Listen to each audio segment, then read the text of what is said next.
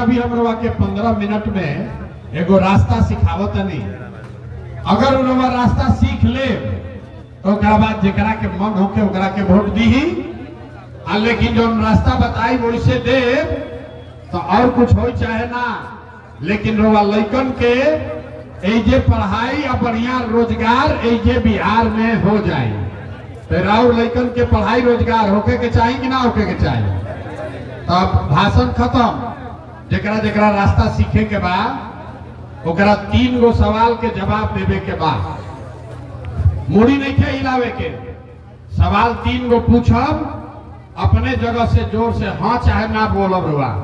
अब अभी 15 मिनट में जादू जैसे दिखेला, जादू ऐसा दिखी जा रुआ कि राउर गरीबी बदहाली के कारण का बा, ऐसे निकले के उपाय का बा।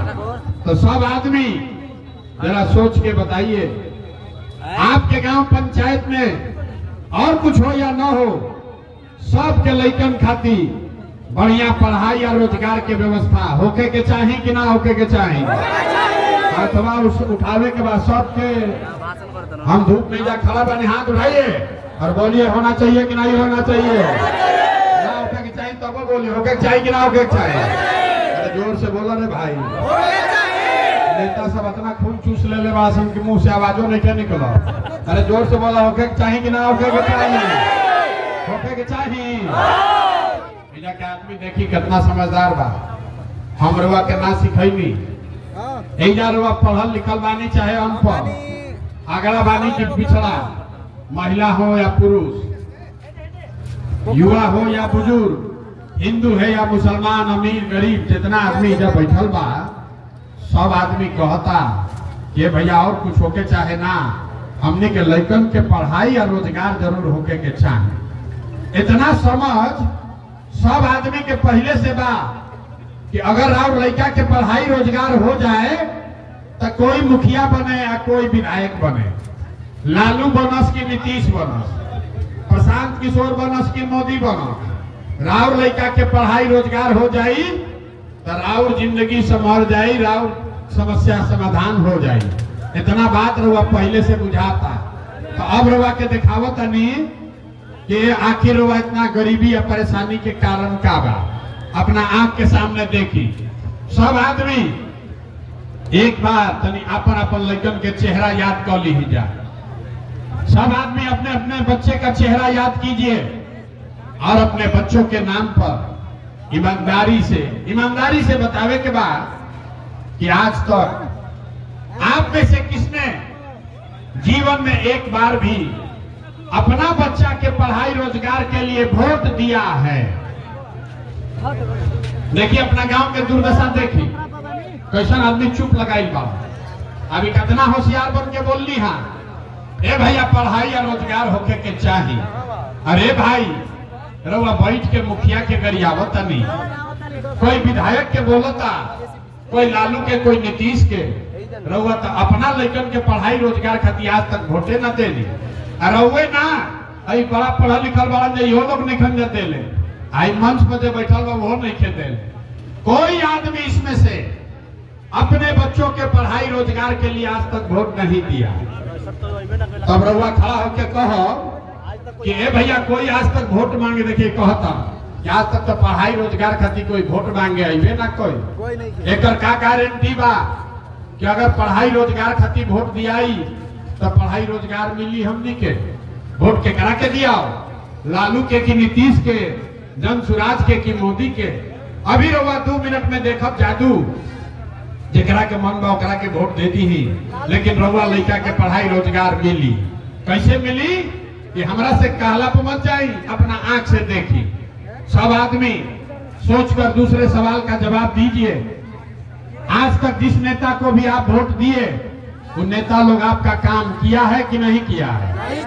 थोड़ा उठा के बोले के बारे भाई, हाथ उठा के जवाब दीजिए ना, माइकवा रखेंगे चले जाएंगे। अरे नेता लोग राउर काम कैले बाहर जाके नहीं खान जा कैले, अरे किया है कि नहीं किया है भाई? किया है कि नहीं किया है? खड़ा बालन जाए लोग का हाथ में दही जमल बा, हाथ उठा के बोले के बाकी नेता लोग काम कैले बाहर जाके नहीं खान जा कैले। जो अपना के होशियार बुझाता कि हथवा लेके उठाओ, अभी उनका होशियारी देखी कि कितना उनका समझ बा। बोली क्या काम के लिए मान जा कि नहीं किया है, नहीं किया है ना। देखिए अब पीछे मत हटब जाए, सब लोग देख ले। आप लोग कहे हैं कि आज तक भैया जिसको वोट दिए कोई हमारा काम नहीं किया। अब जादू देखी, हम सही बोलब तो हाँ बोलब, आ गलत बोलब तो ना बोल दे। बात खत्म हो ही रहा। दिखी कि राव लड़का के पढ़ाई रोजगार कैसे मिली। पूरा बिहार में, मरौड़ा में, सारण में 5 किलो अनाज के लालच में बहुत आदमी जाके मोदी जी के भाजपा के वोट दे ले बा।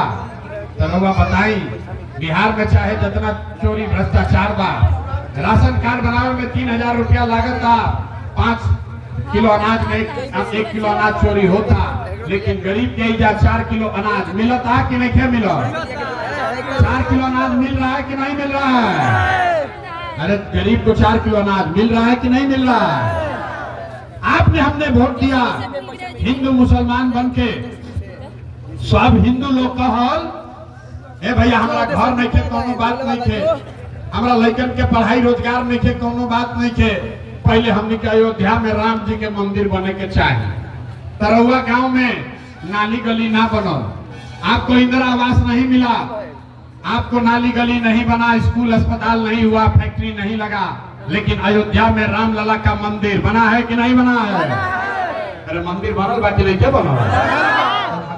उठाओ मंदिर बना है कि नहीं बना है?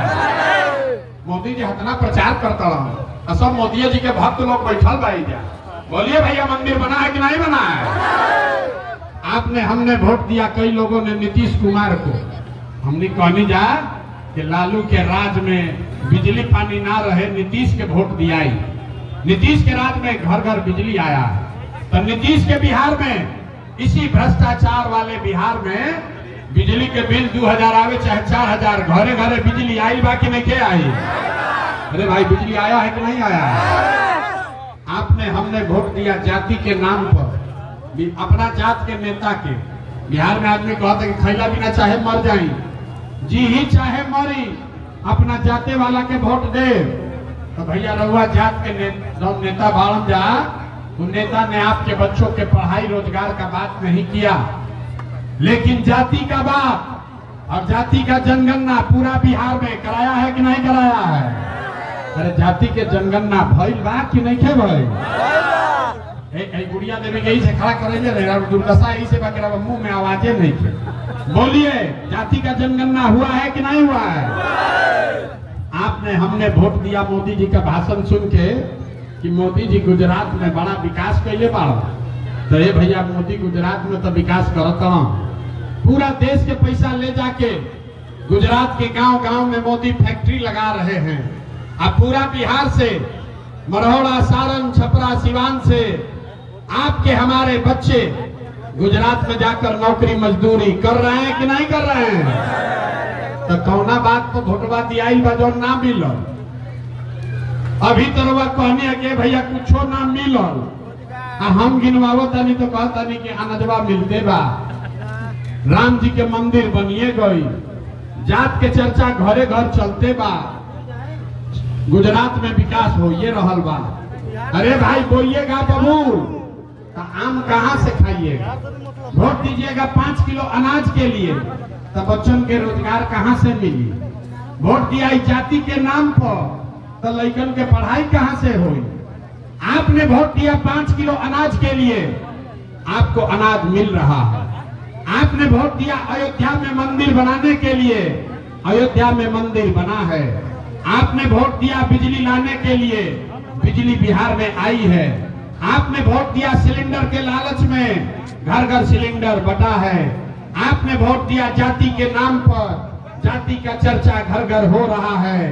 आपने वोट दिया मोदी का गुजरात का विकास का कहानी सुन के, गुजरात का विकास हो रहा है। आपके बच्चे गुजरात में जाकर नौकरी मजदूरी कर रहे हैं।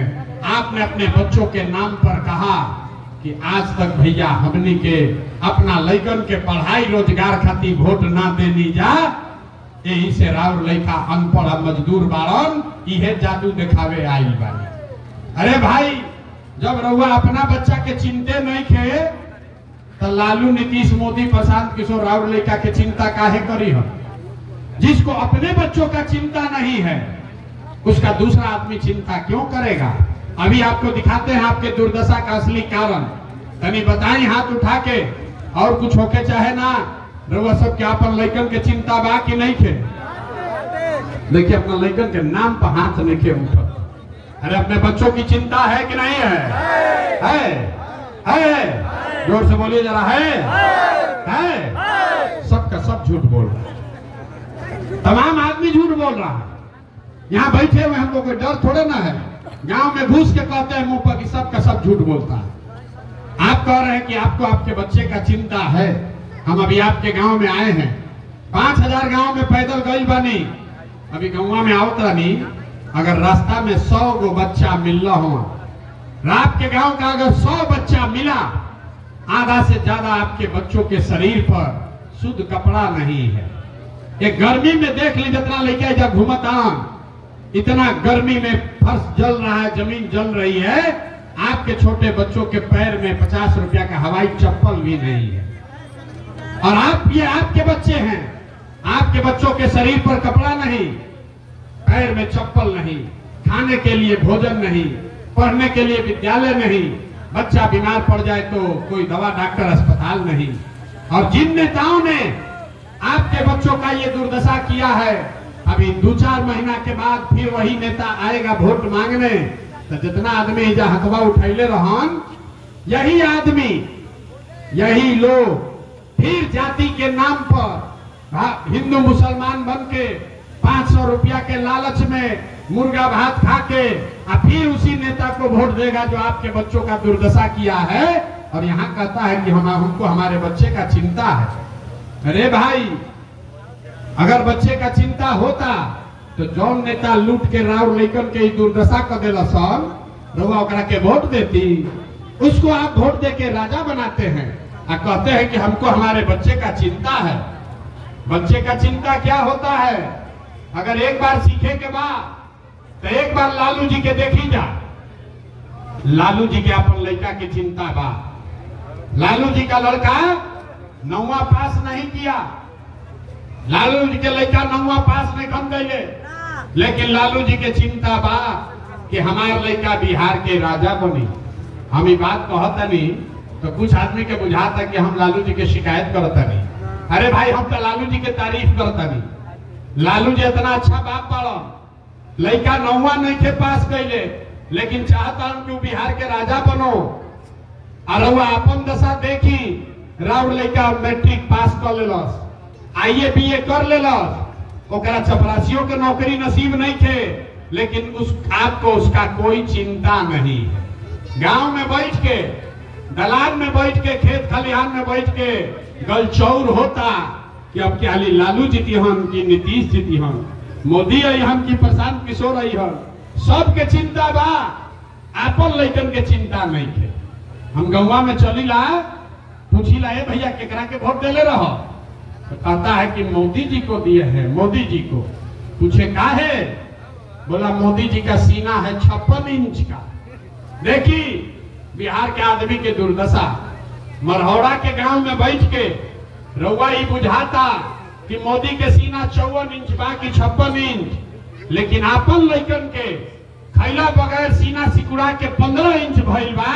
इ रउआ नइखे लौकत तो राउर लइका ना भोगी तो के भोगी रे भाई? कौन भोगेगा? बिहार के आदमी को सुधारना ही नहीं है। बिहार के आदमी के सुधार ही के नहीं थे। 5 बरिस बैठ के आदमी एजा नरक के जिंदगी जियता। हे भैया, एजा पढ़ाई नहीं थे, हे भैया एजा तो रोजगारे नहीं थे, बड़ा भ्रष्टाचार बा। अरे भाई, हमने के खैला बिना मरता नहीं जा, नाली नहीं थे, गली नहीं थे। आज जैसे ही वोट आई कि सब बात भुला जाए। वोट के दिन बिहार के आदमी के 2 बात बुझाता, बतियावे खातिर जा आ खाए खातिर 5 किलो भात। तो लालू नीतीश 30 बरिस से सबके जात में बांट दिलो। अगला जात पिछड़ा जात, उनका जात मेरा जात, जात के नाम पर वोट दिए जा रहा। हम गौवा में जाके कहिला कि अरे भाई, अपना जात के वोट देवे के बाद दो, लेकिन मुफ्ते में काहे देता? रवा दूध बेचता नहीं, 50 रुपया का दूध अपने जात वाले को आप मुफ्त में नहीं देते हैं। 10 रुपया के जात वाला के रुआ मुफ्त में नहीं दे, लेकिन लाखों रुपया का वोट अपने जात वाले को मुफ्ते में दे रहा। अरे भाई अपने जात वाले को देना है तो, लेकिन कम से कम अपने वोट का कीमत तो मांगो। और न मांगोगे तो जो वोट लेके जाएगा वो राजा बन के हेलीकॉप्टर पर घूमेगा और आपका बच्चा रोड पर घूमेगा, उसके पैर में चप्पल भी नसीब नहीं होगा। यही बात बताने के लिए घूम रहे हैं। आदमी कॉलेज के भैया विकल्प ना रहे न, रउआ एगो दल बनाई, एगो रउआ दल बनाई, इसीलिए 5000 गांव में घूम के जो नया दल एक विकल्प बनाए उसका नाम है जन सुराज। एक नाम क्या बा? बोले के बा हिंदी में, भोजपुरी में, ये नया विकल्प के नाम क्या बा? जोर से बोलिए, नाम क्या है? जन धूप में खड़ा होके पसीना बहावत है, मुंह से आवाज नहीं के निकला। दल का नाम क्या है? जन सुराज का मतलब क्या? सुराज मतलब सुंदर राज, ऐसा राज जौना में राव लेकन के पढ़ाई रोजगार होके। लेकिन केकर राज? रउआ तो कांग्रेस के राज देख लेनी, नीतीश लालू के राज देख लेनी, मोदी के राज देख लेनी, अब प्रशांत किशोर के देखब तब कोनो फायदा नहीं है। ऐसे अब बिहार में लालू नीतीश मोदी का राज नहीं, प्रशांत किशोर का राज नहीं, जनता का राज होना चाहिए, आपका राज होना चाहिए। होके के चाहिए कि ना होके के चाहिए? होके के चाहिए तो तनी हाथ उठाई तो होके के चाहिए। कैसे हो ये कर मंत्र अभी सीख के जाए। दूगो अभी मंत्र सिखाई, अगर वो मंत्र याद रखब तो अब क्या जब दिवाली मनाई तो बाद रहो गरीबी खत्म। तो सब आदमी पहला मंत्र याद कीजिए, संकल्प लेना है सबको। इस बार जब वोट देने जाइए तो एक संकल्प लीजिए, जिन नेताओं ने, जौन नेता लोग रउआ सबके लूटले बड़ा सब, जिन नेताओं ने बिहार को लूटा है, आपके बच्चों का हक मारा है, आपके बच्चों के पेट पर लात मारा है, आपके बच्चों को अनपढ़ मजदूर बनाया है, आपके जाति का हो या धर्म का, आपके गांव का है या दल का, उसको वोट नहीं देना है। तो तनी हथवा उठा के संकल्प लिया हो तो जौन जौन नेता आपके लिए लुटले बात उनके वोट दिया कि ना दिया है? जोर से बोलिए। बिहार के आदमी ना सुधरी हो, हाथ में क्यों उठाओ? हाथ उठाकर बोलिए, जिन नेताओं ने बिहार को लूटा है उसको वोट देना है कि नहीं देना है? देना है कि नहीं देना है? आपके जात का है तो दीजिएगा कि नहीं दीजिएगा? हिंदू मुसलमान को हम तो दिया कि ना दिया है? 2000 रुपया दी तो दिया कि ना दिया है? ना दिया 2000 रुपया दी तब ना दिया। अरे भाई 2000 रुपया दी तो मंत्र पूरा सीखिए। पैसा लेवे के बाद, पैसा लेवे के बाद, काहे लेवे के बाद सीख लीजिए। राउर पैसा कोई ले ले बा और वहां के वापस करी तो वापस पैसा के लिहल जाए कि ना लिहल जाए? तो बात रउआ बताई, 5 बरिस में राशन कार्ड बनावे में घूस लागल बा कि नहीं लागल? भाई बोला जोर से, घूस लागत कि नहीं लागल? जाति प्रमाण पत्र बनावे में घूस लागत कि नहीं लागल? थाना में जाता नहीं FIR करे तो पैसा लागत कि नहीं लागल? ऐजा गांव गांव में शराब बेचाता कि नहीं बेचा? गांव गांव में शराब बेचाता कि नहीं बेचा? दाखिल खारिज करावे गनी है तो ब्लॉक में पैसा लागत कि नहीं लागल? तो रावरे पैसा 5 बरिस लूटले बा और वही में से ला के 1000 रुपया देता था। अपने पैसा लेवे के बाद, पैसा लेने के बाद गरीबी से निकलने का मंत्र याद रखना है। अगली बार जब वोट देने जाइए, जिसको मन है उसको वोट दीजिए, लेकिन वोट देते समय एक संकल्प, एक मंत्र याद रखना है। इस बार वोट नेता के लिए नहीं, इस बार वोट नेता के लिए नहीं, किसी दल पार्टी के लिए नहीं, 5 किलो अनाज के लिए नहीं, नाली गली के लिए नहीं, मंदिर मस्जिद के लिए नहीं, हिंदू मुसलमान के लिए नहीं, लालू नीतीश मोदी प्रशांत किशोर के लिए नहीं। इस बार वोट अपने अपने बच्चों के लिए देना है, अपने बच्चों के पढ़ाई और रोजगार के लिए देना है। तो तनी हाथ उठाकर संकल्प लिया, अपना लड़कन खातिर वोट देवे के बाद कि नहीं देवे के? जोर से बोलिए, देना है कि नहीं देना है? अपने बच्चों के पढ़ाई रोजगार के लिए वोट देना है कि नहीं देना है? 5 किलो अनाज चाहिए कि रोजगार चाहिए? 5 किलो अनाज चाहिए कि रोजगार चाहिए? अपना लड़कन खातिर पढ़ाई चाहिए कि जात चाहिए? जात की पढ़ाई, पढ़ाई की जात? लालू नीतीश मोदी के राज चाहिए कि जनता के राज चाहिए? भाई जिसको लालू चाहिए लालू बोलो, अरे अगर मोदी चाहिए मोदी बोलिए, तो फिर झूठ बोलिएगा पकड़ा जाइएगा। सोच के बोलिए। लालू नीतीश मोदी का राज चाहिए कि जनता का राज चाहिए? हाथ ना उठो, फिर बदमाशी चालू। अरे भाई, लालू नीतीश मोदी का राज की जनता का राज? लालू नीतीश मोदी का राज की जनता का राज? झूठ नहीं ना बोलो, तो झूठ नहीं बोलो तो नीतीश कुमार तो गए लोग। नीतीश कुमार को रखना है कि हटाना है? हटाना है। भाई सोच कर बोलो कि नीतीश का भ्रष्ट सरकार को रखना है कि हटाना है? आवाज नहीं आया, जोर से बोलिए, रखना है कि हटाना है? बोलो, नीतीश के रखे के बाद कि हटावे के बाद? नीतीश कुमार को रखना है कि हटाना है? हटाना है। अब मोदी आके कहिए कि वोटवा दे दिया जाओ नीतीश के, तो दे दिया ही भाई, काहे ना दिया? हम बताओ तानी काहे ना दिया? ये बताई। अरे भाई, वोट बिहार के तो फैक्ट्री बिहार में लागे के चाहिए कि गुजरात में लागे के चाहिए? वोट बिहार के तो फैक्ट्री बिहार में कि गुजरात में? तो 15 साल से मोदी फैक्ट्री कहाँ लगेलन, बिहार में कि गुजरात में? मोदी फैक्ट्री कहाँ लगाए, गुजरात में कि बिहार में? तो बिहार के आदमी हमने के वोट दिया जाए भाई? सब लोग सोच कर बोलिए, सब मोदी भक्त बैठल बन जा। भाजपा के वोट दबाई तो लड़कन के बदहाली के रोगे जिम्मेवार हो कब जा?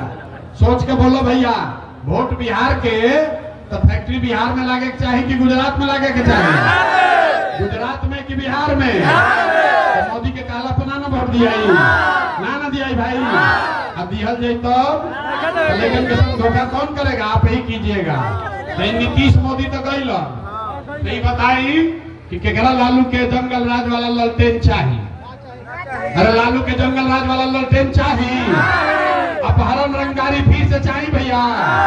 ना चाहिए। तो लालू नीतीश मोदी तीनों गैलन तो बच गैलन जनता। तो अब क्या हमने के लालू नीतीश मोदी के राज ना चाहिए, जनता के राज चाहिए कि ना चाहिए?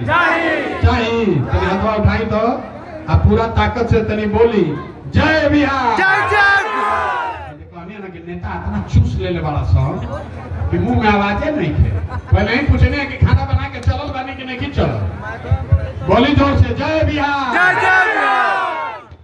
नेतन के नारा लगावत गला ही आदमी के फसल का सिखावत नहीं कि आज से संकल्प लीजिए, किसी दल का नहीं, नेता का नहीं, अपने माँ बाप और पुरखों की इस जमीन का नारा लगाइए, बोलिए जय बिहार, जय जय बिहार, जय बिहार, जय बिहार, जय बिहार। घबराई मत, अब 5 महीना रह गए, जब संकल्प ले ले बानी, अगर रउआ धोखा ना करो तो अब की हाली जब दिवाली या छठ मनी तो ये राउर जिंदगी के, बिहार के बदहाली के, राउर लइकन के गरीबी के अंतिम छठ और दिवाली अब की हाली हुई। जब दिवाली के बाद, छठ के बाद जनता के राज बनी, जब जनता के राज बनी तो अगर 3 गो संकल्प बा, नाली गली बनी चाहे ना बनी, स्कूल अस्पताल जब सुधरी तब सुधरी, लेकिन साल भर के अंदर लिख ली एकरा के, साल भर के अंदर जितना राउर घर के सामान गइल बन जा बाहर मजदूरी करे, जब लड़का पढ़ लिख के बेरोजगार या बैठल बड़ा सन, होगनी के सरकारी नौकरी होके चाहे मत होके, लेकिन साल भर के अंदर सभी के लिए कम से कम 10 से 12 हजार रुपया के रोजी रोजगार का व्यवस्था यही बिहार में करके दिया जाएगा। होके के चाहिए कि ना होके के चाहिए? अरे गेहूं खाती आवाज नहीं क्या निकलो, होके के चाहिए कि ना होके के चाहिए? होके चाहिए।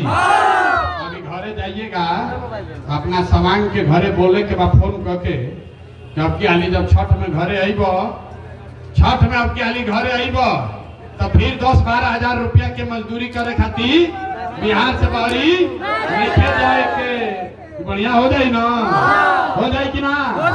महिला लोग बताइए, हो जाए कि ना? ठीक बा ना? नाली गली बादों में बनी तो चली, पहले अपना सामान के रोजगार होके के चाहिए ना? जोर से बोलिए, ना बोलिएगा तो ना मिलेगा। जोर से बोलिए, होना चाहिए कि नहीं होना चाहिए?